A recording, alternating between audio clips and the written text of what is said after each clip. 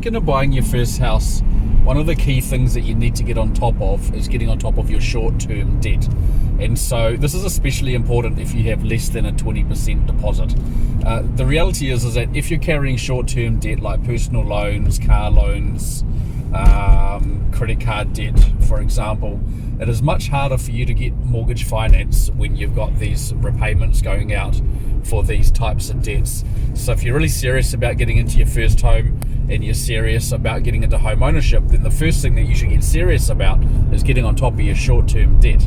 And so this is why we created our Debt Crusher PDF, to give people some guidelines around how to set up their finances, or how to handle their debt so that you can get rid of it as fast as possible.